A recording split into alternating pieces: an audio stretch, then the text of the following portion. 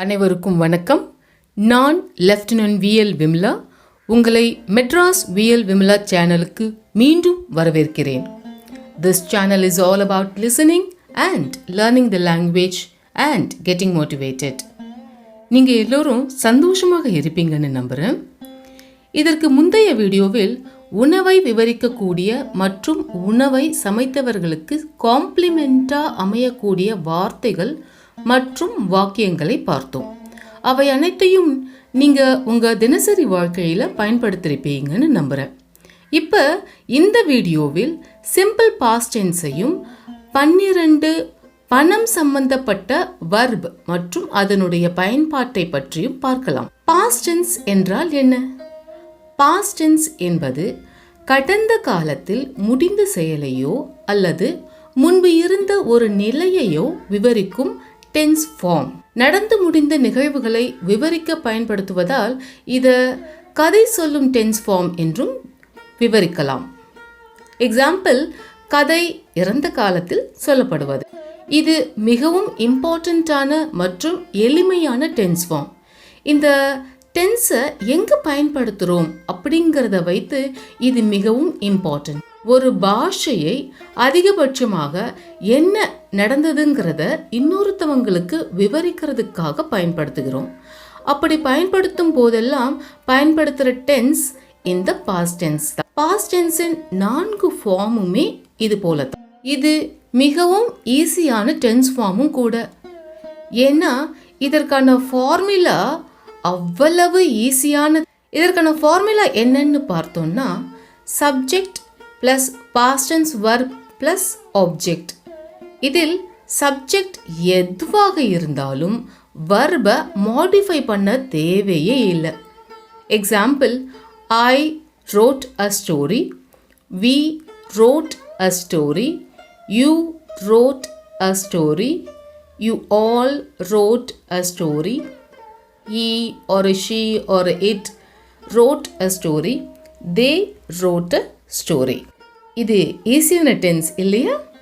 வாங்க 12 பணம் சம்பந்தப்பட்ட வர்புகளையும் அதனுடைய 3 வடிவம் மற்றும் பாஸ்ட் டென்ஸுக்கான பயன்பாட்டு வாக்கியங்களையும் பார்க்கலாம்.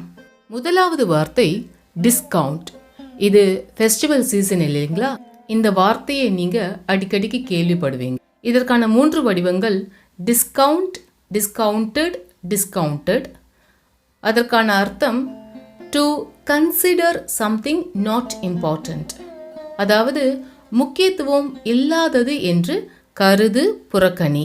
Example, we may discount that suggestion as it is not workable, அதாவது நாம் அந்த பரிந்துரையை தள்ளுபடி செய்யலாம் ஏனெனில் அது செயல்படத்தக்கது கிடையாது. இதே டிஸ்கவுண்ட்ங்கிற வார்த்தையை நவுனா யூஸ் பண்ணும் பொழுது அதற்கான அர்த்தம் a reduction in the regular price or a service, அதாவது வழக்கமான விலை அல்லது சேவையில் விலை குறைப்பு. இதில் நீங்கள் கவனித்து பார்த்தீங்கன்னா தெரியும், நமக்கு டிஸ்கவுண்ட் சேல்ஸ் அப்படிங்கிற அர்த்தத்தில் யூஸ் பண்ணப்படுற வார்த்தைகள் எல்லாமே நவுனா யூஸ் பண்ணப்பட வேண்டியது. அதற்கான example, book sellers offer a 10% discount on books for students, அதாவது புத்தக விற்பனையாளர்கள் புத்தகங்களுக்கு 10% தள்ளுபடியை மாணவர்களுக்காக வழங்குகிறார்கள். இரண்டாவது வார்த்தை borrow. அதற்கான 3 வடிவங்கள் borrow, borrowed, borrowed.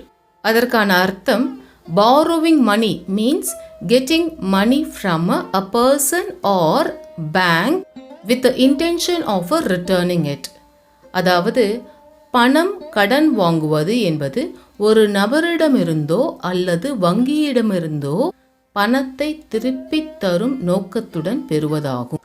For an example, Shakti borrowed 1 lakh rupees from a money lender for a 3% of interest, அதாவது சக்தி 3% வட்டிக்கு 1 லட்சம் ரூபாயை கடன் கொடுப்பவரிடமிருந்து கடன் வாங்கினார். மூன்றாவது வார்த்தை earn. அதற்கான 3 வடிவங்கள் earn, earned, earned. அதற்கான அர்த்தம் earning or making money means getting money by working. அதாவது சம்பாதிப்பது அல்லது பணம் சம்பாதிப்பது என்பது வேலை செய்வதன் மூலம் பணம் பெறுவதாகும்.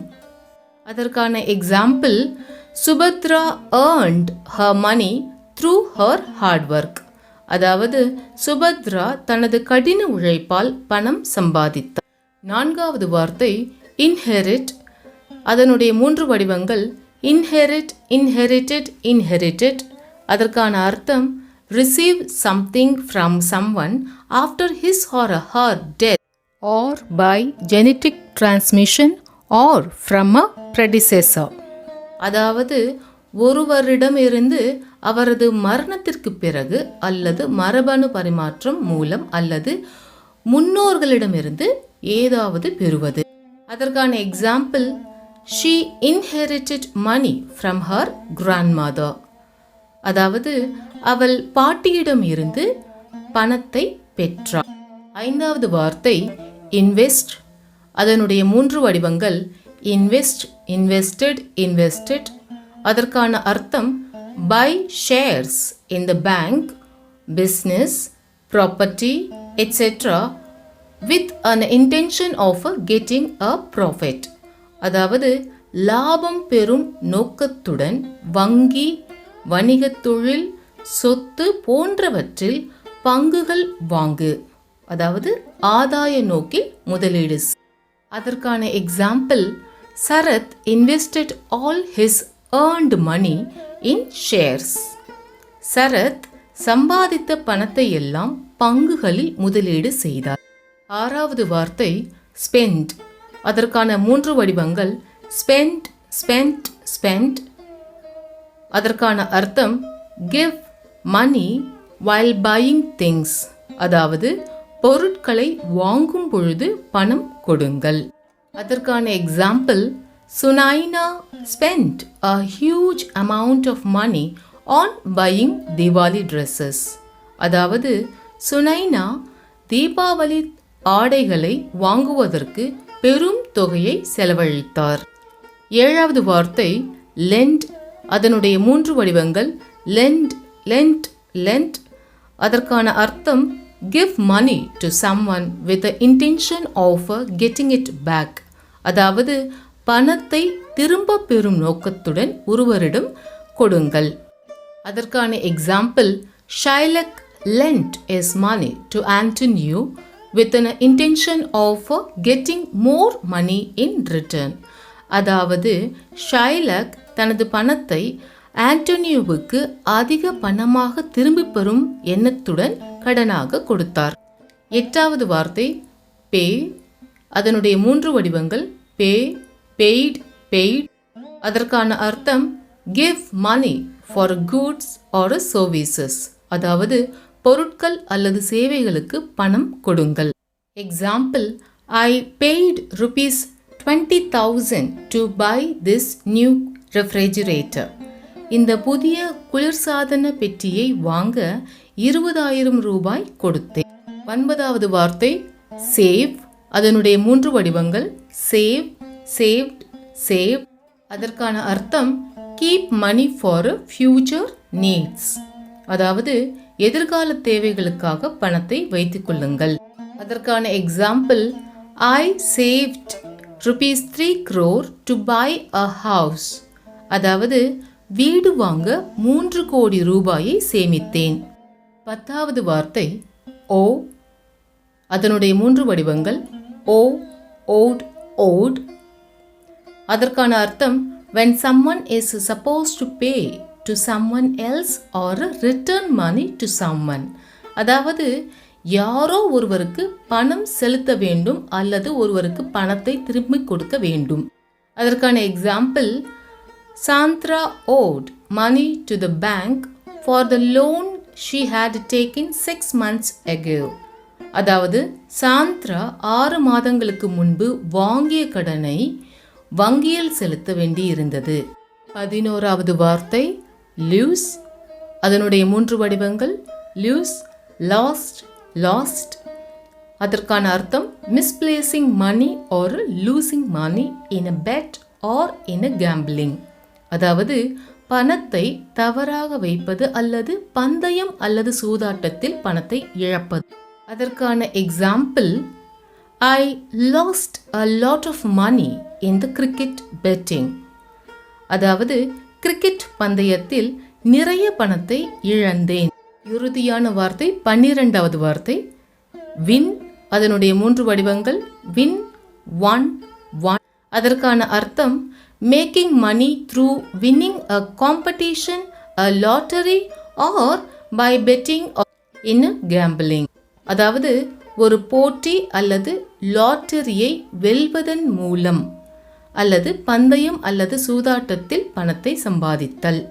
அதற்கான example, Shalini won rupees 25,000 as cash award in the painting competition. அதாவது ஓவிய போட்டியில் ஷாலினி 25,000 ரூபாய் பரிசு வென்றார். இப்போ நீங்க படிச்ச 12 வார்த்தை மற்றும் past tense usages உங்களுக்கு கரெக்டா புரிஞ்சிருக்கா அப்படிங்கறத செக் பண்ணிக்கிறதுக்கு செல்ஃப் செக் क्वेश्चंस பார்க்கலாம். Mark the sentences with proper usage of past tense as correct and the rest as incorrect. Past tense usage கரெக்டா பயன்படுத்தியிருக்க வாக்கியங்களுக்கு கரெக்ட் என்றும் மற்ற வாக்கியங்களுக்கு இன்கரெக்ட் என்றும் குறிப்பிடுங்க. உங்களுடைய ஆன்சர்ஸை காமெண்ட் பாக்ஸில் போஸ்ட் பண்ணுங்க. உங்களுடைய ஆன்சர்ஸை பார்க்கறதுக்கு நாங்கள் ரொம்ப ஆர்வமாக இருப்போம். வாங்க ஸ்டேட்மெண்ட்ஸ் பார்க்கலாம்.